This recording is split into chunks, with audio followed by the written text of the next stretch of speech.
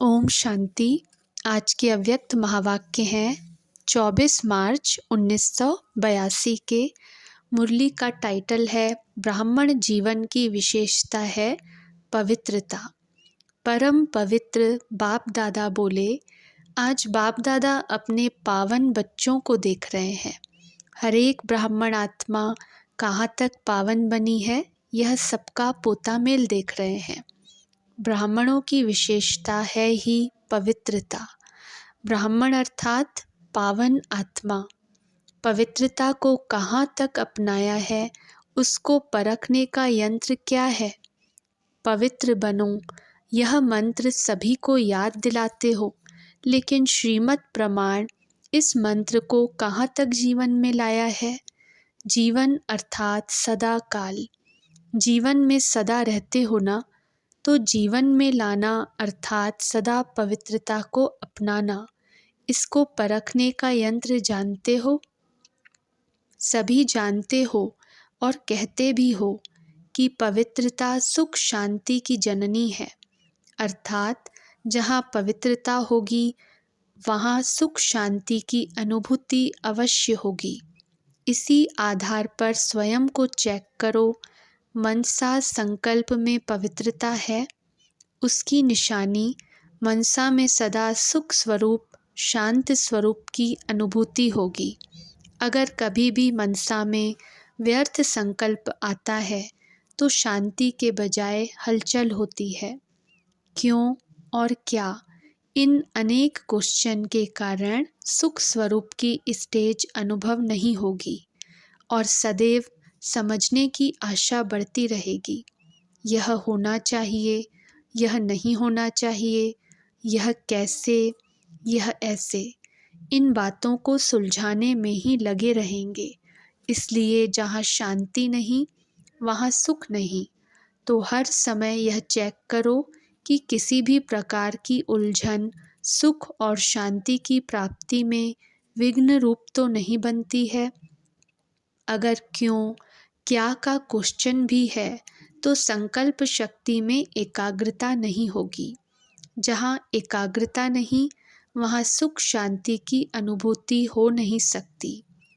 वर्तमान समय के प्रमाण फरिश्तेपन की संपन्न स्टेज के व बाप समान स्टेज के समीप आ रहे हो, उसी प्रमाण पवित्रता की परिभाषा भी अति सूक्ष्म समझो।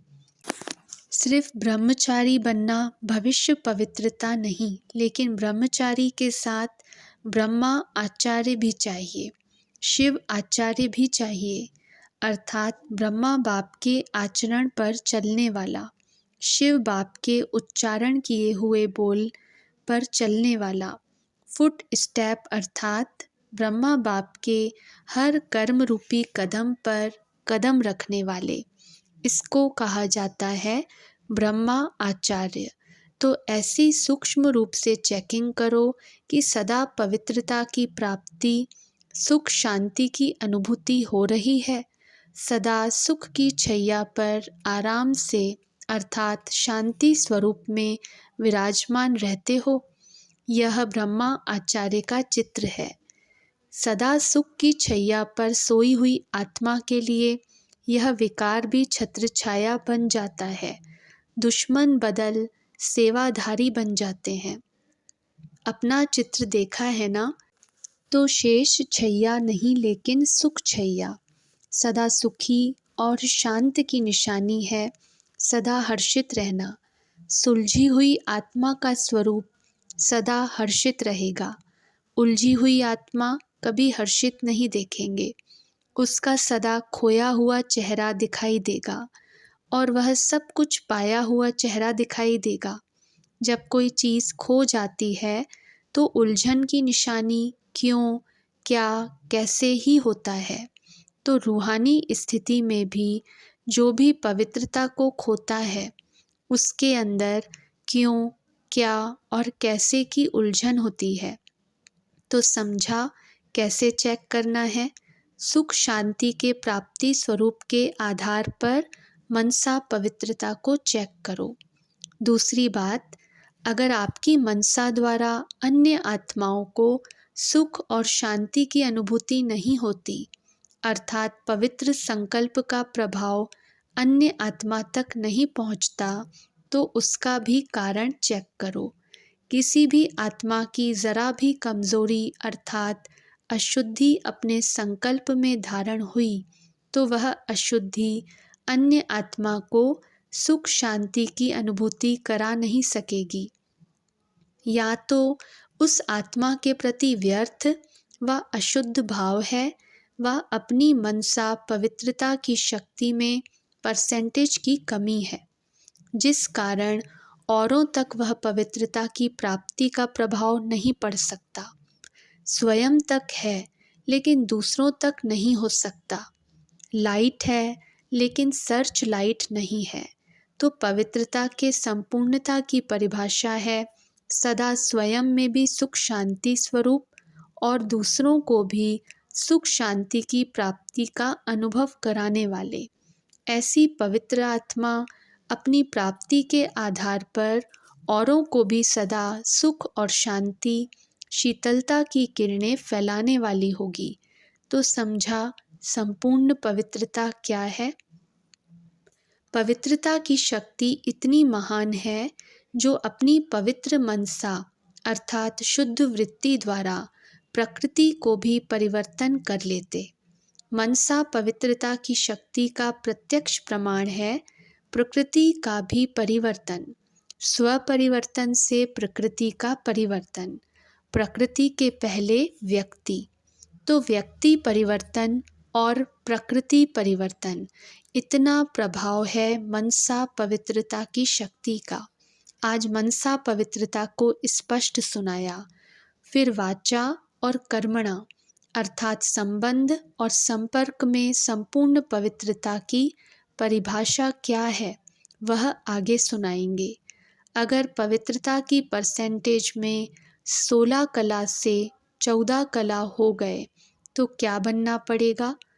जब 16 कला की पवित्रता अर्थात संपूर्णता नहीं, तो संपूर्ण सुख शांति के साधनों की भी प्राप्ति कैसे होगी? युग बदलने से महिमा ही बदल जाती है। उसको सतो प्रधान, उसको सतो कहते हैं। जैसे सूर्यवंशी अर्थात संपूर्ण स्टेज है, 16 कला अर्थात फुल स्टेज है, वैसे हर धारणा में संपन्न अर्थात फुल स्टेज प्राप्त करना सूर्यवंशी की निशानी है। तो इसमें भी फुल बनना पड़े। कभी सुख की छैया पर, कभी उलझन की छैया पर, इसको संपन्न तो नहीं कहेंगे ना। कभी बिंदी का तिलक लगाते, कभी क्यों क्या का तिलक लगाते। तिलक का अर्थ ही है स्मृति। सदा 3 बिंदियों का तिलक लगाओ। 3 बिंदियों का तिलक ही संपन्न स्वरूप है। यह लगाने नहीं आता, लगाते हो लेकिन अटेंशन रूपी हाथ हिल जाता है। अपने पर भी हंसी आती है ना।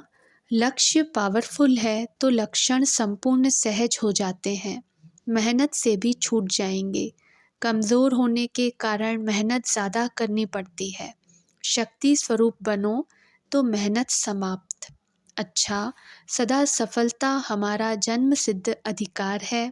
यह अधिकार प्राप्त की हुई आत्माएं सदा संपूर्ण पवित्रता द्वारा स्वयं और सर्व को सुख शांति की अनुभूति कराने वाली, अनुभूति करने और कराने के यंत्र द्वारा सदा पवित्र बनो। इस मंत्र को जीवन में लाने वाले, ऐसे संपूर्ण पवित्रता सुख शांति के अनुभवों में स्थित रहने वाले बाप समान फरिश्ता स्वरूप आत्माओं को बाप दादा का याद, प्यार और नमस्ते। पार्टियों के साथ फर्स्ट पॉइंट, सदा रूहानियत की खुशबू फैलाने वाले सच्चे सच्चे रूहानी गुलाब। सभी बच्चे सदा रूहानी नशे में रहने वाले सच्चे रूहानी गुलाब होना। जैसे रूहे गुलाब का नाम बहुत मशहूर है, वैसे आप सभी आत्माएं रूहानी गुलाब हो। रूहानी गुलाब अर्थात चारों ओर रूहानियत की खुशबू फैलाने वाले। ऐसे अपने को रूहानी गुलाब समझते हो, सदा रूह को देखते और रूहों के मालिक के साथ रूह रूहान करते, यही रूहानी गुलाब की विशेषता है।